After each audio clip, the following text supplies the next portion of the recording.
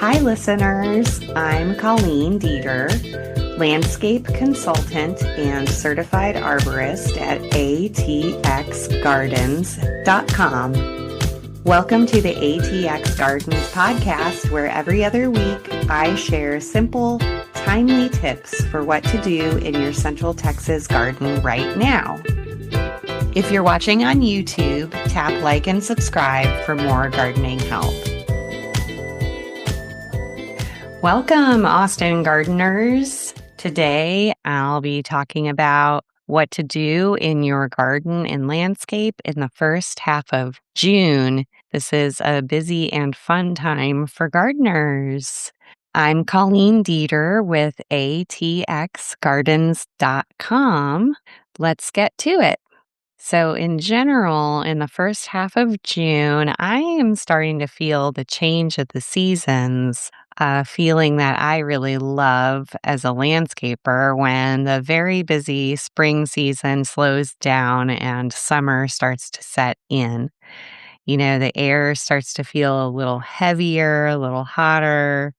Everyone starts moving more slowly, and the lushness of the plants looms large at this time of year. Make sure you're staying safe in the garden. Make sure you enjoy a beverage while you're out. Move your gardening tasks to cooler times of the day if possible. I know a couple of midnight gardeners. Get those headlamps on and get out there at night. If you're out during the day, make sure you get the sunblock and the bug spray on you. Other things to think about at this time of year in the landscape, it's an extremely weedy time of year. All of the cool season weeds are going to seed, like hedge parsley, false dandelions, and clover burrs. Of course, earlier in the year and past episodes of the podcast, I was letting everyone know to try to get after those weeds while they're tiny. Little seedlings that are easier to get rid of than big plants. But now's the time when they've matured and they're big and blooming and finishing up blooming and starting to make burrs and starting to make seeds for the weeds that don't have burrs. I have rescue brome in my yard that's going to seed now. It's very hard to keep up with it. So the best thing you can do is try to cut them down at this time of year or pull them, but make sure that you put the seed heads and the groups of seeds attached to the plants into municipal compost. City of Austin has composting services, or you put them into the trash. Don't put them into your compost pile and don't leave them lying on the ground because all of those seeds will sit there until next year and then they'll sprout next year.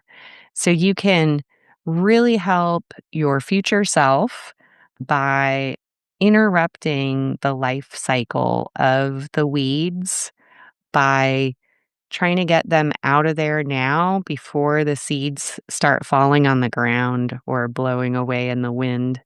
I got a tip last year from a customer of mine. If you have hedge parsley, clover burrs, any kind of weeds that have seeds that get stuck to your clothes, they're such a nuisance in the yard and can be really hard to get rid of. And so something that's great to do at this time of year when those seeds start falling on the ground is to get an old blanket that you don't care about and take that blanket out there and drag it over the area where the weeds are growing to collect the seeds. Then the seeds will stick all over that blanket. Then just throw away that blanket. And again, you'll be collecting those seeds from the weeds and getting them off of your property to interrupt that life cycle so there'll be fewer weeds next year. For the first half of June, This can be a really buggy time of year for our plants. When it's hot and humid outside, sometimes our plants can become infested with small insects that suck the juice out of our plants. So, those little bugs include things like whitefly, aphids, scale, spider mites, and thrips. There's a lot of things that you can do to prevent those sorts of outbreaks. First off, you can keep a diverse ecosystem in your yard with many different types of plants around to support beneficial predator insects. So, if you have a vegetable garden and you're not growing any perennials or flowers near the vegetable garden, you may not have a big enough population of beneficial insects because the vegetable garden doesn't provide enough spaces for beneficial insects like ladybugs and green lacewings to live. And so, having an area near your vegetable garden with perennial plants that attract pollinators can really help give those beneficial insects a place to live year round and give them the shelter that they need.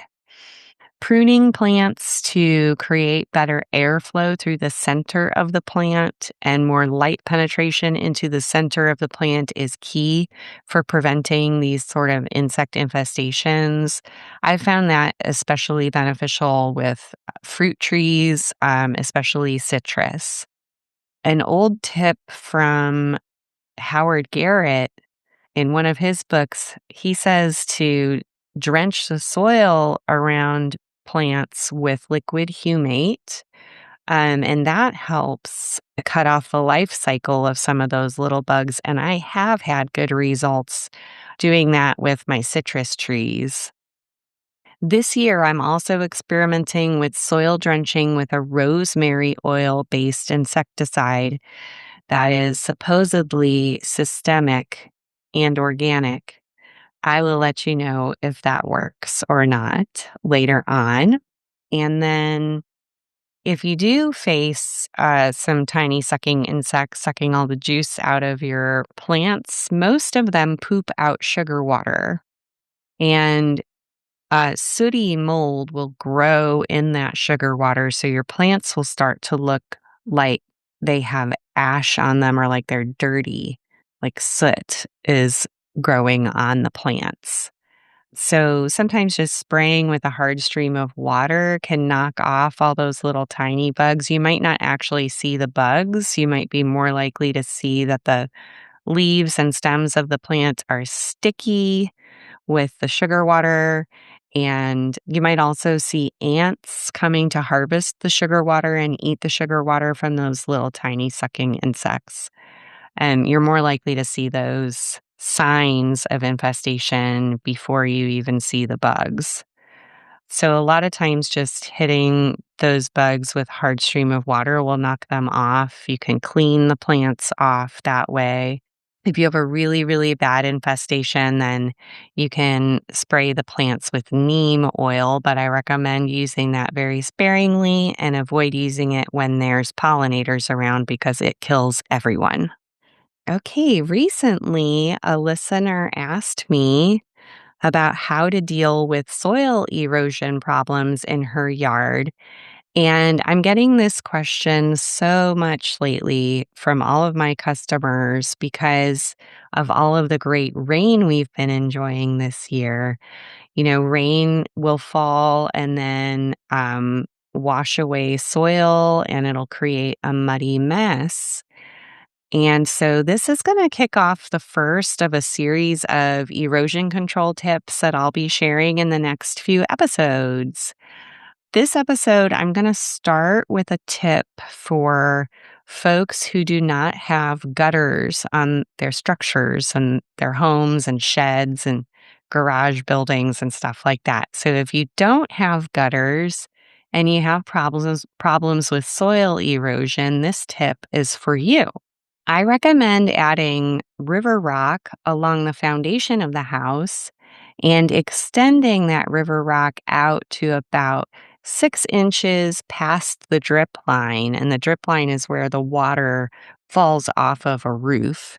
So extend from the foundation about 6 inches past the drip line and do that all the way around the house. That helps keep soil from splashing back onto your house and slows the rainwater down to keep it from carrying away the soil.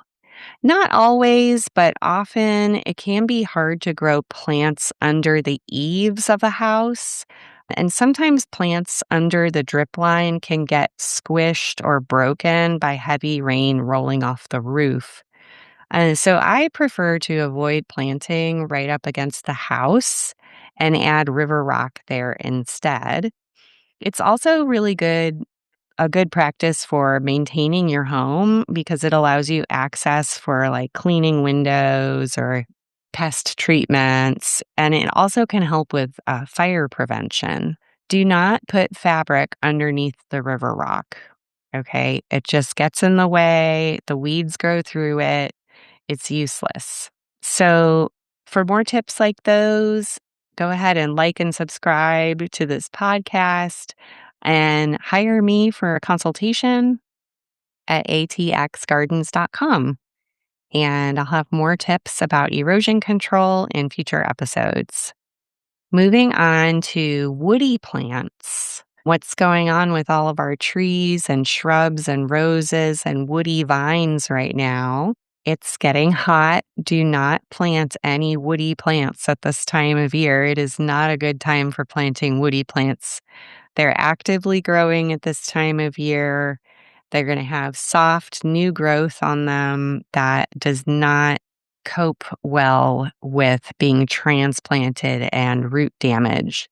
It's going to be really hot coming up here. Even with the rain we're having, it's still really hard to keep woody plants going when they're planted at this time of year. It's hard to keep them alive through the summer.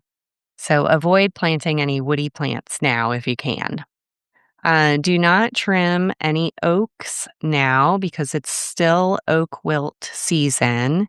Pruning now can spread oak wilt, so avoid pruning oaks at this time of year. Wait until June 30th or later. Now, for other trees, I'm going to bend the rules a little bit. I think it's okay to start doing some light summer pruning to clear your roof, clear the street, clear walkways and driveways. It is better for the health of the trees in general to wait a little longer to prune them, getting later into June and July. But this year, everything's growing so fast. I know I have needed to start trimming a little bit early to clear some walkways and clear the driveway so I'm not hitting the tree with the car over and over again. But if you can wait until midsummer to do heavy pruning, it's much better for the trees. And of course, keep listening to the ATX Gardens podcast for more updates about when it's time to start pruning trees again. I'm getting a second round of blooms on most of my re-blooming roses, which has been really fun. I've been enjoying the beautiful color out the window. You can deadhead your roses to possibly get even more blooms into June. If you're deadheading your roses in June, it's a good idea to give them a little compost or fertilizer per your soil test results. Even if you're not deadheading them, they're still actively growing at this time of year and would benefit from some compost or fertilizer. If you live in an area with high pH in the soil, a little bit of acidification will help your roses. And liquid humate is a good option for lowering the pH. And I talked about liquid humate earlier too, and I have a link in the show notes to purchase liquid humate via Amazon. I am an Amazon affiliate. Now, what about our fruit trees? What's going on with fruit trees at this time of year? Well, something exciting is hopefully you're getting some fruit. At this time of year, it's harvest time. It's peach season, it's plum season. You may still be getting some apples, nectarines. It's time for them. It's maybe still a little early for apples, depending on what variety you have, but start checking all your fruits for ripeness. For all the palm fruits like apples and pears, and all the stone fruits like peaches, plums, and nectarines. I just picked my plums. They were not ripe yet, but they kept disappearing. I know that animals are eating them, and also some of the storms we've been having have knocked them off the trees. So I went ahead and I picked them just a little bit early. They're just starting to get a little bit of color on them. And I put them in a paper bag so they can ripen on the counter.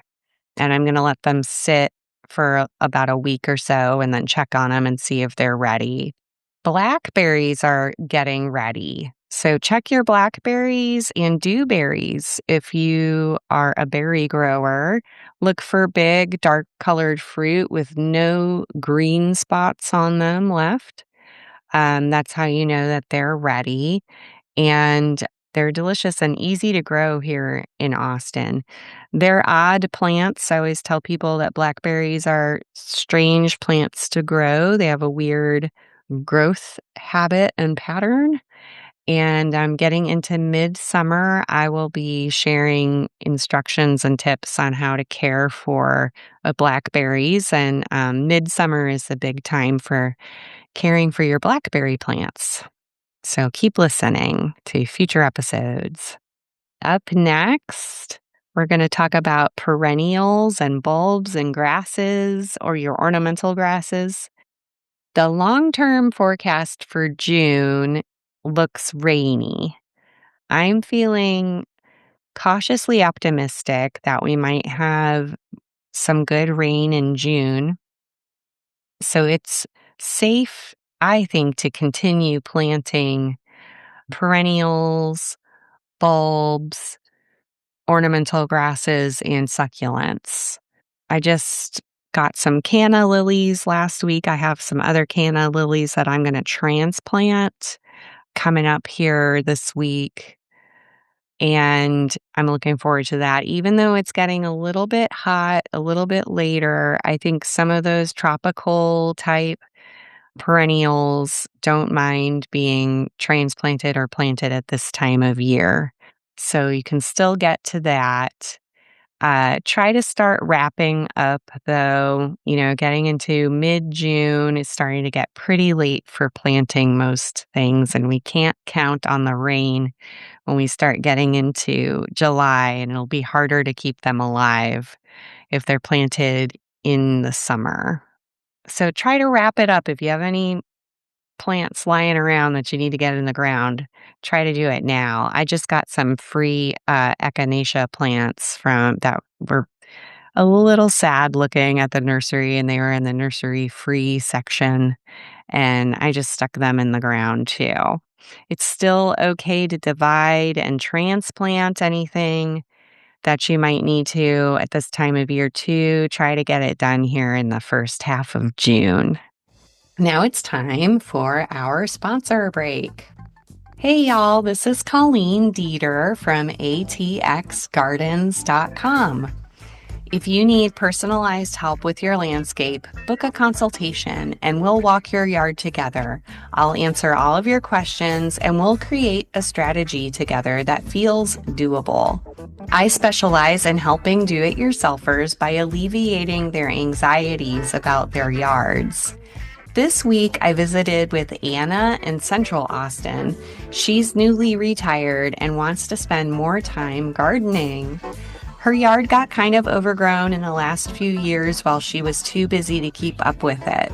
I showed her which plants to keep, which to remove, and which to transplant. I also gave her some tips about which tools to use, and I helped her with some flooding problems that she was having in her yard, and gave her the basics about how to build a vegetable garden. We went over all of that in just 2 hours. So make an appointment today at ATXGardens.com for whatever kind of yard and garden questions you might have. That's ATXGardens.com. Okay, let's get back to the episode.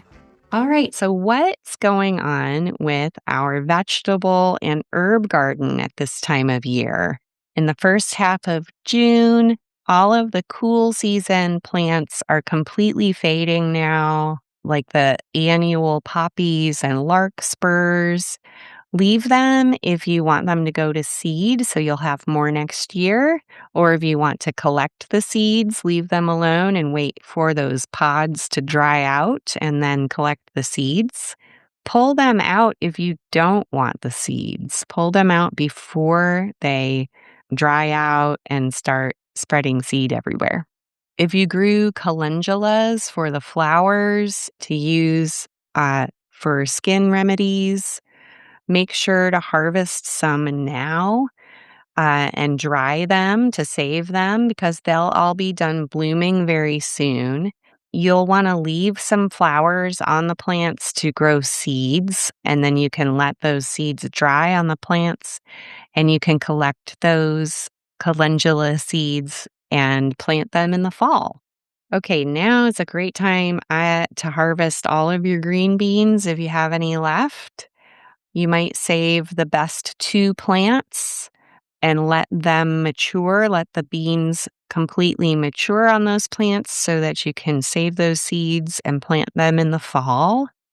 If your green beans, if you got a big harvest, it's about time to start wrapping up with the green beans and you can start pulling out the plants. Their production is going to start tapering off here soon when it gets really hot. It's time to start removing other spring crops too that are not heat tolerant, in addition to the green beans. So things like English cucumbers, some of the less heat tolerant varieties of cucumbers, you might see them start to get infested with bugs. They might start getting diseases at this time of year. The bigger beefsteak type tomatoes usually stop producing. This all happens when the nighttime temperatures start staying above 70 or 75 degrees. That's when you'll start to see the spring crops, they'll start to tank, and that's normal. And that's okay. If you still have turnips or collards, it's definitely time to remove those. It's getting too hot for them. If there's any crops in your garden that are looking shabby and are no longer productive, don't be afraid to just go ahead and pull them out. And then you can decide if you want to plant something for the summer garden or if you want to let your garden go dormant for the hot season. It's potato and onion harvesting time.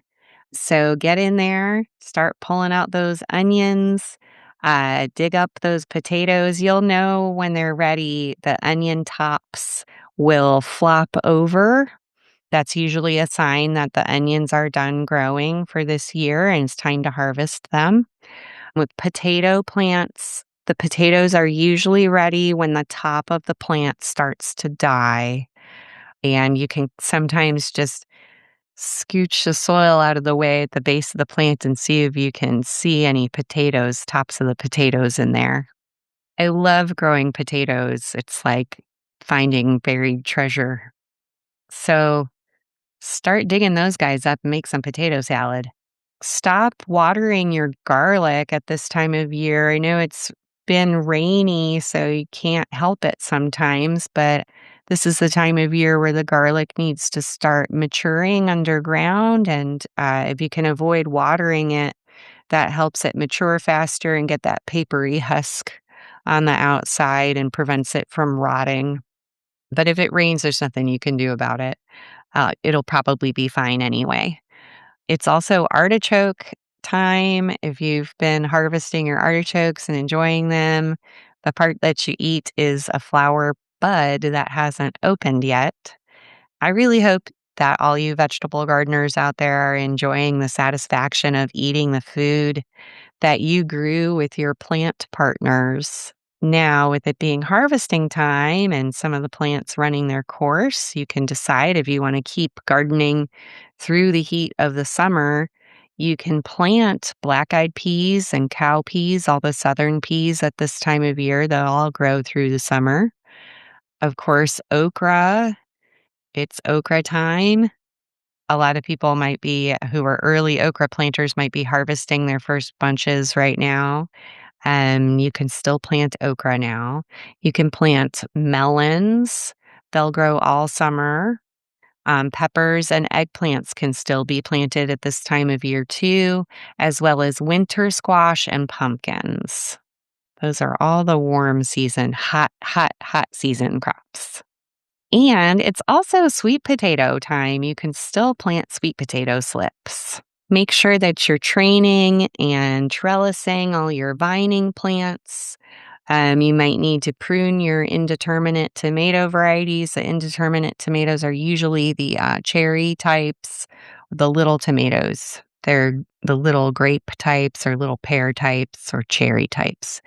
So you might need to prune those to rein them in a little bit. Don't be afraid to cut off some of the branches that are growing out from the sides to increase light penetration and airflow, and that helps prevent diseases and bug infestations. And that will give you a longer production period from those tomato plants. Peppers and eggplants are going to get really big going forward through the season, so don't wait too long to put cages around them or start staking them, because when they get too big, you can't do it later. Now is a really good time to be harvesting from the herb garden. I've been making mint tea almost every day. I've been enjoying lemon balm tea.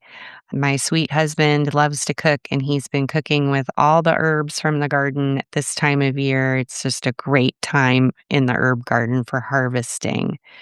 Make sure to enjoy them fresh at this time of year, but also harvest larger quantities and set them aside and dry them. And you'll be able to enjoy them all summer long.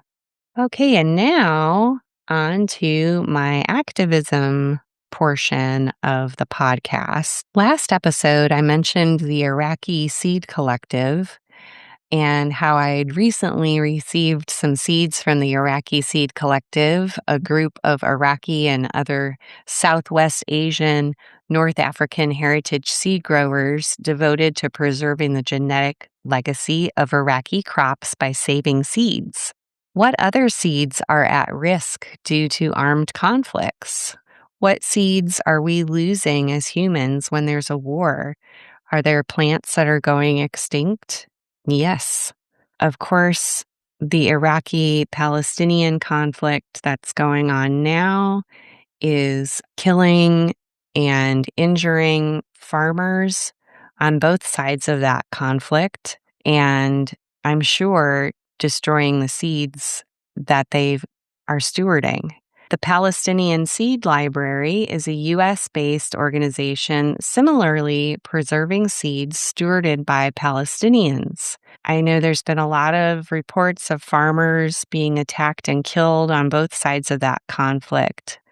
And the Palestinian Heirloom Seed Library is preserving these ancient varieties of food crops that would otherwise be going extinct, primarily due to this armed conflict. So Palestine and Israel are located in a region known as the Fertile Crescent, which is what I learned in school as the cradle of civilization. And it was one of the first areas of the world where humans started farming. And there are a lot of crops with really important genetics that come from that part of the world that need to be preserved. So check out the Palestinian Heirloom Seed Library website. It's a fascinating organization. And as always, Think globally, act locally. Please give a donation of cash or seeds to Central Texas Seed Savers right here in Central Texas, working to prevent extinction of plants that are important to Central Texans through seed sharing.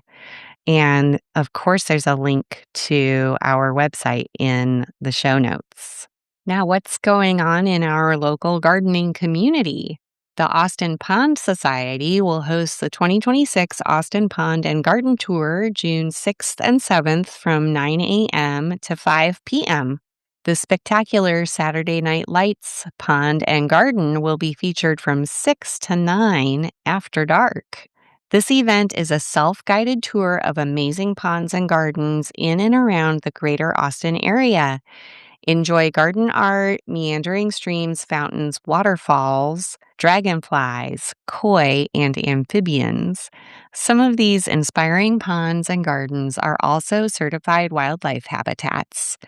Proceeds will help support local charities, Zilker Botanical Gardens, educational children's programs, Central Texas Gardener, and Blue Santa. Tickets are available. There's a link in the show notes. All right. That wraps up today's episode. Please check out the show notes for links to everything I mentioned. And if you enjoyed this podcast, please share it with a fellow Central Texas gardener. It really helps me grow the show. I'm Colleen, the landscape consultant at ATXGardens.com, and I'll see you next time. Thanks for listening to the ATX Gardens Podcast. For show notes, tools, and to book a consultation with me, visit ATXGardens.com. Happy gardening! See you next time.